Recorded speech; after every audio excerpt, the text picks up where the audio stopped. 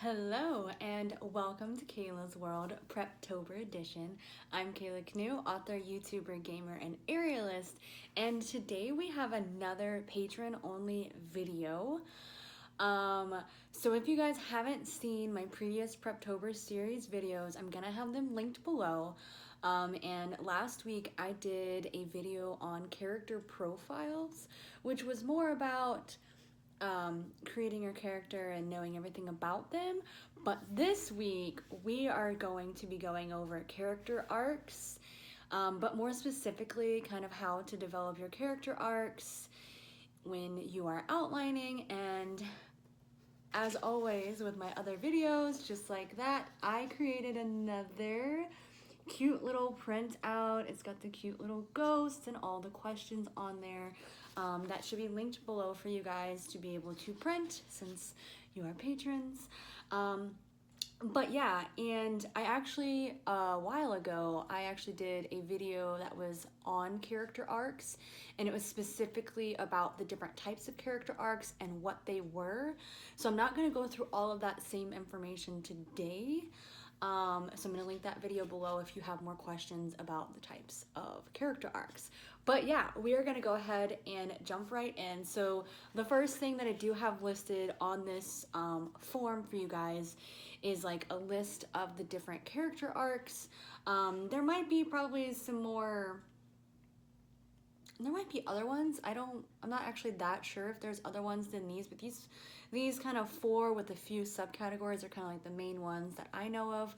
And that would be the positive change arc, which basically the character is going from a negative place to a positive place, where they're growing in a positive direction. There's the flat character arc, in which they stay the same. So they know who they are who they are, it's tested, and they are still who they are at the end. And that's usually going to involve more of the people around them changing versus themselves changing.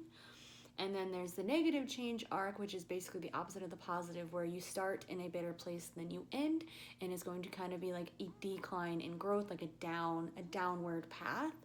I have three different subcategories listed under that negative change arc. There's the disillusionment arc, the fall arc, and the corruption arc. They are all starting in a better place than ending, but there are some differences in there. For more details, like I said, check out my character arc video, and I describe them in more detail, but they are negative change arcs. And then the open-ended arc is at the end. And as far as I recall, the open change arc is basically, or open-ended is, the character growth is kind of unknown or kind of left hanging to where like the reader can kind of infer where they ended up. But so those are the types. I have them listed there, so that way when you have your form, you can pick what arc you're doing and have that checkboxed. I also have a little box up here that is themes. So these themes are actually things that I've gotten from Save the Cat Writes a Novel. I do talk about themes in my basic outlining video, which I released earlier this week, so that is going to be part of my Preptober playlist if you want to check that out. And so the themes are basically one of those story points in your novel. It's kind of referred to up front in the first act, at the beginning of the book. It's hinted at, and the theme is kind of directly related to your character's change arc. The theme is kind of what they are learning. It's kind of what the whole book is about. And so, especially if you have a character-driven novel, that theme is very much going to be tied into your character arc, which is why I have the theme listed, or there are more themes than what I have listed. But I kind of have the basics from the Save the Cat book listed there, so that you can kind of check mark that, because you will want to know your theme and your type of arc. And then just to kind of like put it out there, character arcs should be something that's engaging and something that people kind of as a whole can understand and empathize with. So it's going to be things like a story about forgiveness, about finding love, about accepting or acceptance, about faith, trust, fear, redemption, responsibility, selflessness, survival. Those are kind of the big categories, and those are all things that people in general can relate to, because they're things that we've all maybe experienced in our own lives. But yeah, so that is kind of the first part we got going here. Once you've kind of determined, you know, the theme of your book, what it's going to be about, who your character is, you want to do that first, and the type of arc or change that they're going to be going through, then you can kind of start filling in and answering these questions. And these questions are what's going to help you build that arc and understand that arc as you carry it through your novel. So the first thing you want to know is your character's goals, which is also listed on your character profile because your character's goals are extremely important. And these are going to be external goals, visible goals, goals that like other people can see. So these aren't going to be necessarily internal change goals. Example of this, I will use my characters from The Reckoning, Malachi Darkblood. So his goal is, one, to hide his magic from his father. That is one goal of his. That would be a visible external goal. And then the other goal is going to be to survive the reckoning / win the reckoning, because that's what he's supposed to do. So that is kind of his goal. He wants to, you know, kind of stay in line and do what he's supposed to do and not incur the wrath of his father. And those are all external, visible goals that are kind of measurable. The next part of that is going to be knowing why these external goals are important to your character and what the character thinks they are going to get out of achieving these goals. And this is important because this is most likely going to tie into the lie that your character believes, which we're going to go into a little bit more later. But, so example-wise, for Malachi, his belief, or his goal of hiding his magic, so hiding his true power, that's his goal. The reason that that's important to him is because he thinks that he is in danger if people find out. More specifically, he thinks that if his father finds out, that his father is going to hurt him, that he is going to be in physical danger. So that goal is extremely important to him because it's a self-preservation goal. As far as what he thinks he's going to get out of achieving that goal of keeping his magic hidden from his father, he's going to achieve survival. He's going to be safe, right? So that kind of ties into that specific goal. And that, you know, that's an important goal. Surviving is definitely a thing. But yeah, so that's just an example. Know your goal, know why it's important, and what your character wants to get out of it. And then, kind of different from the goal, is going to be your character's need. And these are going to be two different things. The character's need is the thing that they must discover about themselves to be whole or to be complete. So this is probably going to tie into your theme. So if your theme is accepting oneself, then most likely their need is going to be accepting something about themselves. Because that's what they need to be whole, but that is also tying into the theme of the novel, which is self-acceptance. And it could be different as well. So like maybe your character's goal is survival, right? So like their goal is to survive, but what they need is to be loved or to find love, right? And so, you know, that could be like a romance thing. So there is some of that in The Reckoning where I would say that Malachi's need, one of his needs is love, but more importantly, his need is acceptance or acceptance of love. So they're kind of tied together there in he needs to learn to accept his own feelings in order to accept the love that he now has.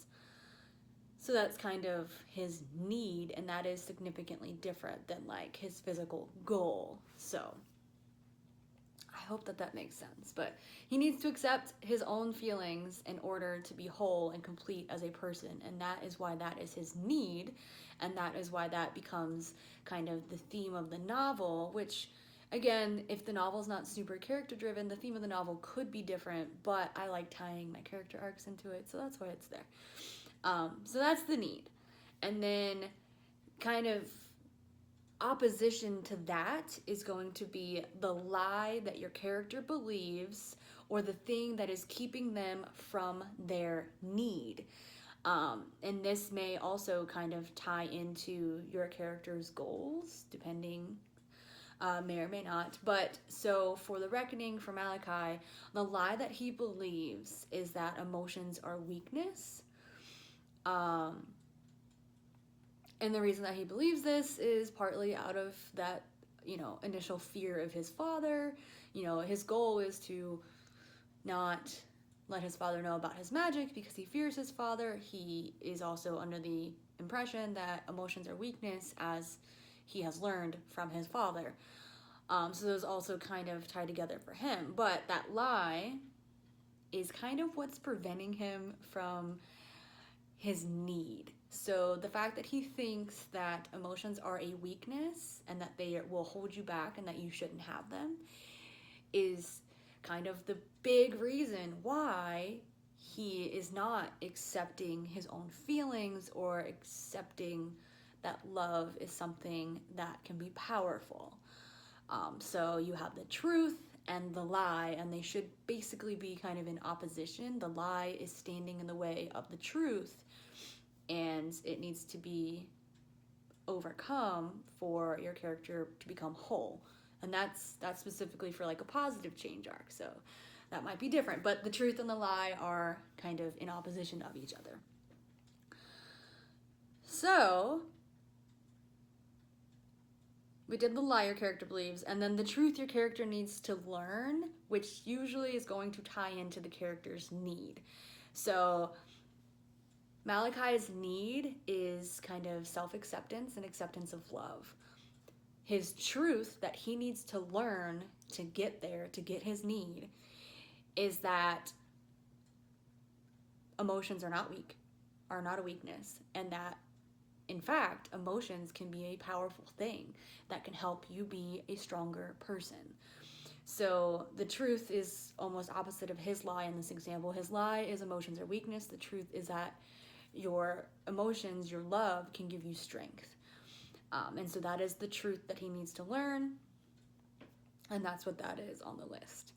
The next thing that you're going to want to know for your character arc development is what causes your character to question their lie. So you have a truth and you have a lie, and at some point they need to discover the truth, which means you're going to want to know the things that are going to happen, that can happen, that will cause your character to question that lie that they believe. This can be things that other characters are doing. These can be events that take place. This could be knowledge that they gain. So kind of an example of this, for Malachi, his belief is that emotions are weakness. But then he sees, he kind of sees the strength of love between some other characters.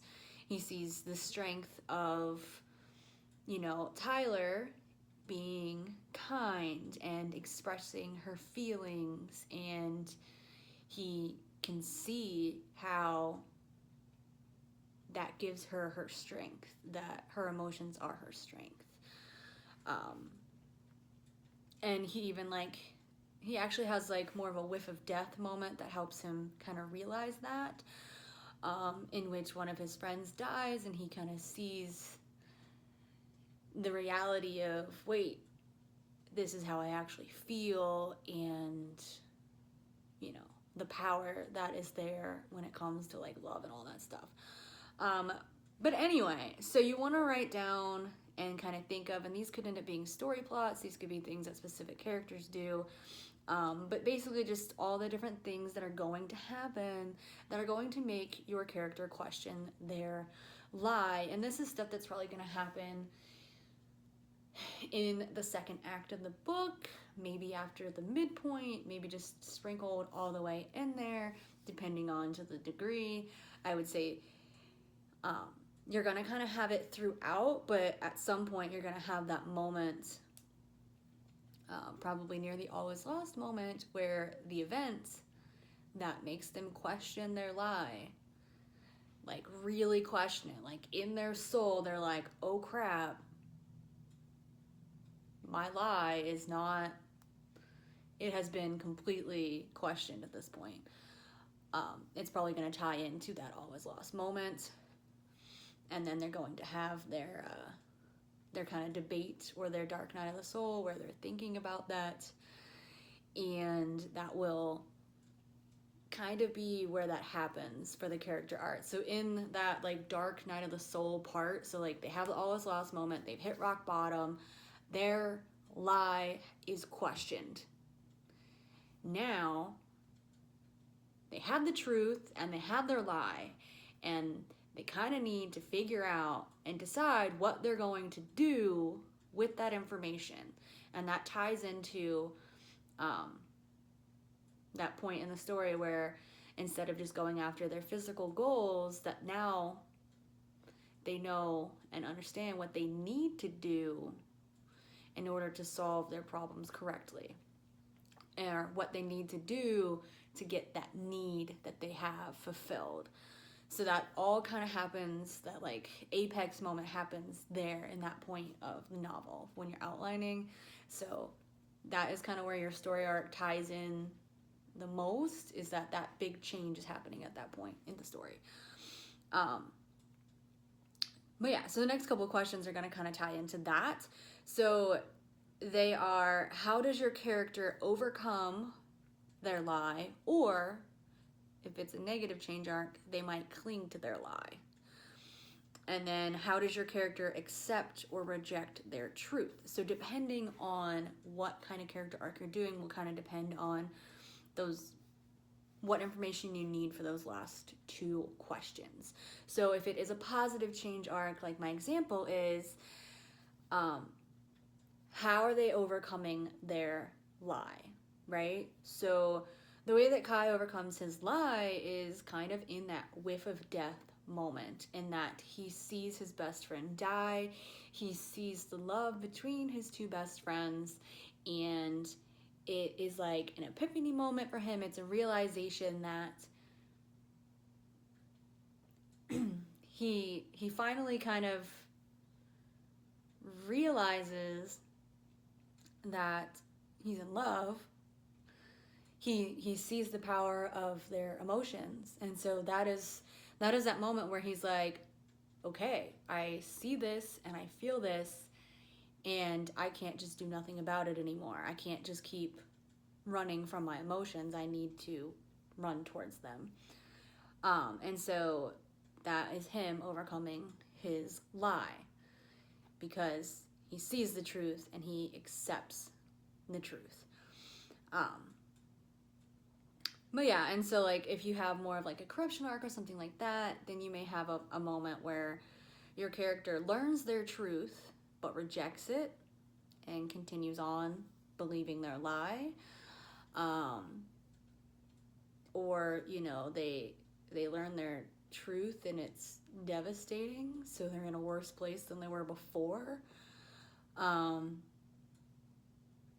Yeah, so those are kind of the things that happen. And again, like I said, for more clarity on like the specific different types of arcs, I did a whole video on the types of arcs, and it is going to be linked below for you guys. But this is just kind of a whole overview, all the information that you're going to want to know and you're going to want to write down about your character and their arc, and kind of how you're going to tie that into your story and how they overlap with each other. But yeah, if you guys have any questions, drop them below for me and I will answer them. And if you guys want like a diagram or something for the actual types of arcs, also let me know, and maybe I'll make something for that as like a little template to just like look at for more help with those. But otherwise, Thank you guys so much for watching this video, and I hope you enjoyed your time here in Kayla's world.